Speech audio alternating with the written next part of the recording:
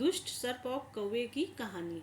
एक जंगल में एक बहुत पुराना बरगद का पेड़ था। उस पेड़ पर घोंसला बनाकर एक कौवा और कौवी का जोड़ा रहता था। उसी पेड़ के खोखले तने में कहीं से आकर एक दुष्ट सर्प रहने लगा।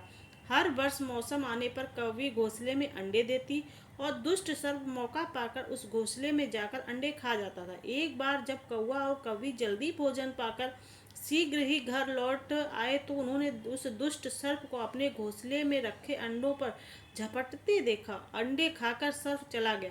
कौवे ने कौवी को दिलासा बंधाया, प्रिय हिम्मत रखो, अब हमें शत्रु का पता चल गया, कुछ उपाय भी सोचेंगे।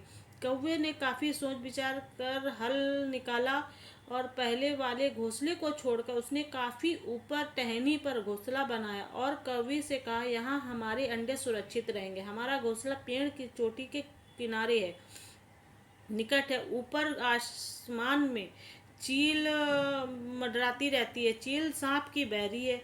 दुष्ट सर्प यहाँ तक आने का साहस नहीं कर पाएगा। कौवे की बात मानकर कौवी ने नए घोंसले में अंडे दिए, जिसमें अंडे सुरक्षित रहे और उसमें से बच्चे भी निकल आए। उधर सर्प उनका घोंसला खाली देखकर यह समझा कि उनके डर से कौवा कौवी शायद वहां से चले गए। पर दुष्ट सर्प टोह लेता रहता था। उसने देखा कि कौवा कौवी उसी पेड़ से उड़ते हैं और लौटते भी हैं। उसे यह समझते देर नहीं लगी। उन्होंने नया घोंसला उसी पेड़ पर ऊपर बना रखा। एक दिन सर्प खो से निकला और उसने कौवे का नया घोंसला खोज लिया। घोंसले में कौवा दंपत्ति ने 3 नवजात शिशु थे। दुष्ट सर्प उन्हें एक एक करके घपाघप निगल गया और उसने खो को लौटकर डकारने लेने लगा। कौवा कौवी लौटे, घोंसला खाली पाकर सन्न रह गए। घोंसले में हुई टूट फूट व नन्हे कौवों के कोमल पंख बिखरे देखकर वह सारा माजरा समझ गए। कौवी की छाती तो दुख से फटी जा रही थी। कौवी बिलख बिलख कर रोने लगी। दो हर वर्ष मेरे बच्चे सांप का भोजन बनते रहते हैं। कौवा बोला, नहीं, यह माना कि हमारे सामने विकट समस्या है, पर यहाँ से भागना ही उसका हल नहीं है। विपत्ति के समय मित्र काम आते हैं। हमें लोमड़ी मित्र से सलाह लेनी चाहिए। दोनों तुरंत लोमड़ी के पास गए। लोमड़ी ने अपने मित्र की दुख भरी कहानी सुनी। उसने कौवा तथा कौवी को आंसू पोंछे। लोमड़ी ने काफी सोचने के बाद अपने मित्र को पेड़ छोड़कर जाने की जरूरत नहीं है, दिमाग में एक तरकीब आई जिससे उस दुष्ट सर्प से छुटकारा पाया जा सकता है। लोमड़ी ने अपने चतुर दिमाग में आई तरकीब बताई। लोमड़ी की तरकीब सुनकर कौवा कभी खुशी से उछल पड़े। उन्होंने लोमड़ी के धन्यवाद दिया और अपने घर लौट आए। अगले दिन योजना अमल में लानी थी। उसी वन में बहुत बड़ा सरोवर था। कमल और नरगिस के फूल खिले रहते थे। वहाँ हर मंगलवार उस प्रदेश की राजकुमारी अपनी सहेलियों के साथ वहाँ जल क्रीड़ा करने आती थी। उनके साथ अंगरक्षक तथा सैनिक भी आते थे। इस बार राजकुमारी आई और सरोवर में स्नान करने जल में उतरी।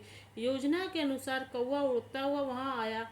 उसने सरोवर तट पर राजकुमारी तथा उसकी सहेलियों द्वारा उतार कर रखे हुए कपड़ों और आभूषणों पर नजर डाली। कपड़ों के ऊपर राजकुमारी का प्रिय हीरों का मोतियों का विलक्षण हार रखा था। कौवे ने राजकुमारी तथा सहेलियों का ध्यान अपनी ओर आकर्षित करने के लिए कांव कांव का शोर मचाया। जब सबकी नजर उसकी ओर घूमी तो कौवा राजकुमारी का हार चोंच में दबाकर उड़ गया। सभी सहेलियां चीखी, देखो देखो, राजकुमारी का हार लेकर भाग रहा है। सैनिक भी ऊपर देखा तो सचमुच एक कौवा हार लेकर धीरे धीरे उड़ता जा रहा था। सैनिक उसी दिशा में दौड़ने लगे। कौवा और सैनिक को अपने पीछे लाकर धीरे धीरे उड़ता उसी पेड़ के ओर ले आया। जब सैनिक कुछ ही दूर रह गए तो कौवे ने राजकुमारी का हार इस प्रकार गिराया कि वह सांप वाले खोहा के अंदर गिर गया। सैनिक दौड़कर खो के पास पहुंचा।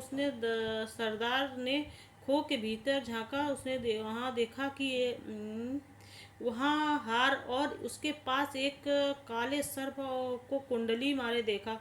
वह चिल्लाया, पीछे हटो, अंदर एक नाग है। सरदार ने खो के भीतर भाला मारा। सर्प घायल हुआ और वह फुरफुराता हुआ बाहर निकला।